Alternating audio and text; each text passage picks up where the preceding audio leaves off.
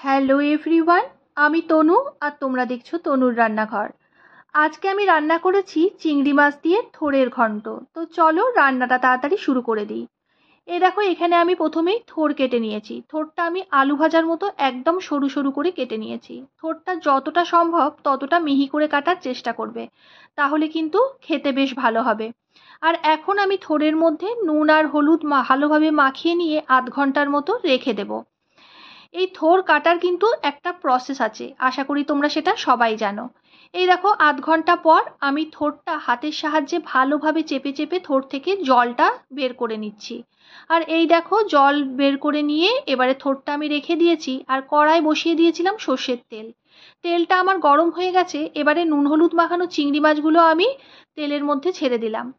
আমার ছোট চিংড়ি মাছ আমি পাইনি বাজারে, একটু বড় হয়ে গেছে চিংড়ি মাছগুলো, তাই মধ্যিখান থেকে চিংড়ি মাছগুলো আমি কেটে নিয়েছি। আর এবারে চিংড়ি মাছগুলো ভেজে তুলে নিয়ে ওই তেলের মধ্যেই আমি দিয়ে দিয়েছি দুটো শুকনো লঙ্কা, একটা তেজপাতা আর অল্প একটু পাঁচফোড়ন। রান্নাটা কিন্তু পাঁচফোড়নেই করতে হবে।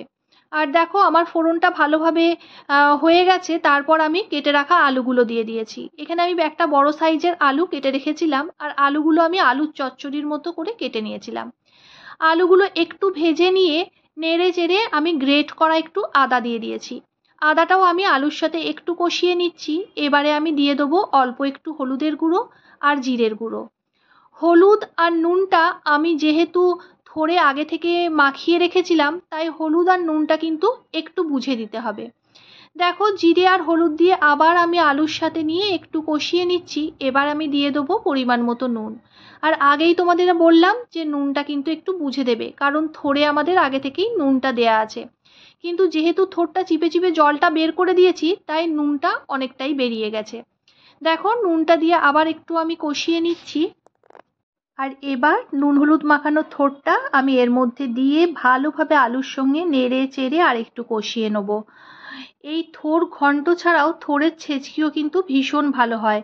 একটু নুন, মিষ্টি, সর্ষে আর শুকনো লঙ্কা ফোড়ন দিয়ে এই থোড়ের ছেচকিটা হয়।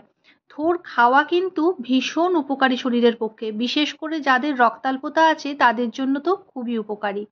তো দেখো এবারে আমি দিয়ে দিলাম চিনি। চিনিটা কিন্তু অতি অবশ্যই দিতে হবে, কারণ থোড় যেহেতু একটু কষাটে ধরনের হয়, তাই চিনিটা সব কিছুকে ব্যালেন্স করে। আর এবারে যে চিংড়ি মাছটা ভেজে রেখেছিলাম সেই চিংড়ি মাছটা দিয়ে দিলাম। তোমরা যদি ছোট চিংড়ি পাও তাহলে সেই চিংড়ি দিয়ে করবে, বড় চিংড়ি দিয়ে খুব একটা ভালো হয় না। কিন্তু কি করব বলো, বাড়িতে তো ছোট চিংড়ি ছিল না, বড় চিংড়ি ছিল, অগত্যা বড় চিংড়ি দিয়েই করে ফেললাম। আর তারপরে পরিমাণ মতো জল দিয়ে আলুগুলো সেদ্ধ করার জন্য একটু ঢেকে রেখে দিয়েছিলাম। আর দেখো 10 মিনিট পর আমি ঢাকাটা খুলে নিলাম। এবারে ভালোভাবে ঘেটে নিচ্ছি, আলুগুলো একটু ঘেটে ঘেটে ভেঙে দিচ্ছি। আর আমার তরকারি একদম রেডি। এই দেখো এবারে নামিয়ে নিচ্ছি। যদি তোমাদের এই রেসিপিটা ভালো লেগে থাকে তাহলে অতি অবশ্যই আমার চ্যানেলটাকে সাবস্ক্রাইব করে দিও। তো চলো আজকের মতো এই পর্যন্তই, দেখা হচ্ছে আরেকটা নতুন কোনো ভিডিওর সঙ্গে। ততক্ষণ তোমরা সবাই ভালো থেকো, সুস্থ থেকো।